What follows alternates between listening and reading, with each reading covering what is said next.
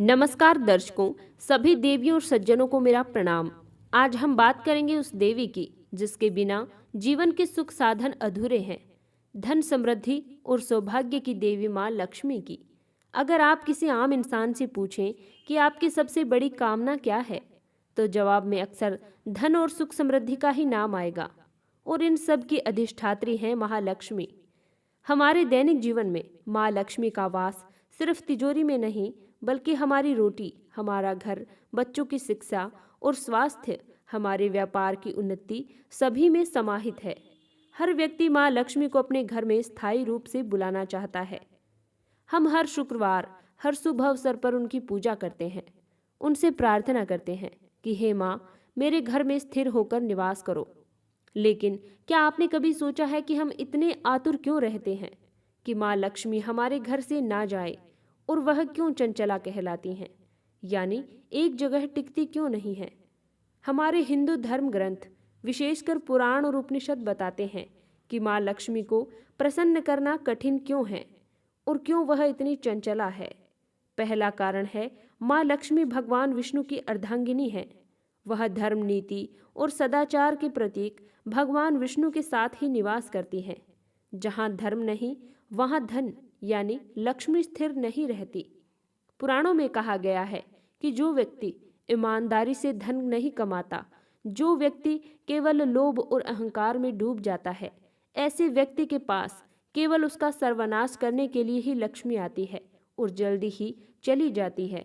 दूसरा कारण है, लक्ष्मी केवल धन नहीं है, वे सौभाग्य, ऐश्वर्य, समृद्धि, स्वास्थ्य और ज्ञान की भी प्रतीक हैं।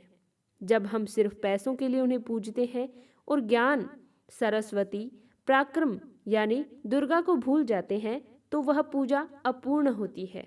इसलिए शास्त्रों में गणेश जी यानी बुद्धि और विवेक के देवता के साथ माँ लक्ष्मी की पूजा का विधान है, ताकि धन के साथ साथ उसे सही ढंग से खर्च करने की भी बुद्धि आए।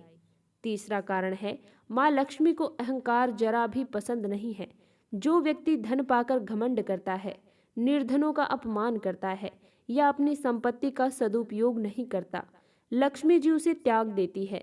जैसे एक कहानी में माली की बेटी बनकर उन्होंने विनम्रता और मेहनत का मूल्य समझा। माँ को कैसे प्रसन्न करें, तो फिर शास्त्रों में ऐसे क्या उपाय बताए गए हैं जिनसे माँ लक्ष्मी की कृपा स्थायी हो जाती है। पहला, श्री सूक्त का पाठ। ऋग्वेद के परिशिष्ट में वर्णित श्री सूक्त को माँ लक्ष्मी को प्रसन्न करने का सबसे शक्तिशाली स्तोत्र माना जाता है। इसका नियमित पाठ, विशेषकर शुक्रवार को, माँ को कमल के पुष्प और खीर के भोग के साथ करने से शुभ फल मिलता है। दूसरा, स्वच्छता और सुगंध। माँ लक्ष्मी को स्वच्छता व सुगंध अत्यंत प्रिय है।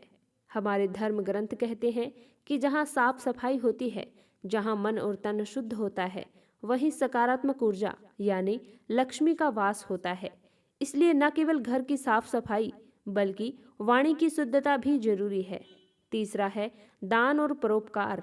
दान और परोपकार धन के शुद्धिकरण का सबसे बड़ा मार्ग है। अपने धन का एक हिस्सा धर्म और जन सेवा में लगाने वाला व्यक्ति ही वास्तव में लक्ष्मी का सच्चा सेवक होता है। भगवत गीता में निष्काम कर्म का जो संदेश है, वह यहाँ भी लागू होता है। धन कमाओ, पर उसे केवल अपने लिए नहीं, अपने दैनिक जीवन में क्या बदलाव लाएं कि माँ लक्ष्मी की कृपा बनी रहे। पहला, दैनिक जीवन में सुधार।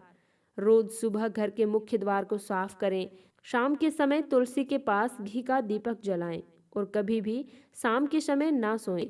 सबसे जरूरी है, अंधेरे या गंदगी को अपने घर में वास न करने दें। दूसरा, दीपावली पर विशेष सुधार करें। दीपावली माँ लक्ष्मी के पूजन का महापर्व है। इस दिन हमें केवल दिखावे की पूजा से बचना चाहिए। श्रद्धा का नैवेद्य करें। नई मूर्तियों के पूजन के साथ साथ पूजा में श्रद्धा और भाव की कमी न होने दें। विवेक के साथ पूजन करें। लक्ष्मी जी के साथ गणेश जी और सरस्वती जी की भी पूजा अवश्य करें, ताकि धन का उपयोग, बुद्धि का उपयोग और सिर्फ ज्ञान के लिए ही उपयोग हो। तीसरा, अन्न का सम्मान करें। दीपावली पर भोजन और मिष्ठान की बर्बादी न करें। अन्न भी लक्ष्मी का ही एक रूप है। याद रखिए, माँ लक्ष्मी चंचला है, क्योंकि वह हमेशा कर्म और सदाचार की तलाश में रहती है। जिस घर में मेहनत, ईमानदारी, दया और शुद्धता का वास होता है, वहाँ माँ लक्ष्मी स्थायी रूप से निवास करती हैं। आइए इस ज्ञान के साथ हम सब माँ लक्ष्मी को अपने कर्मों से प्रसन्न करें और केवल धन ही नहीं बल्कि सौभाग्य और संतोष का आशीर्वाद पाएं। जय माँ लक्ष्मी।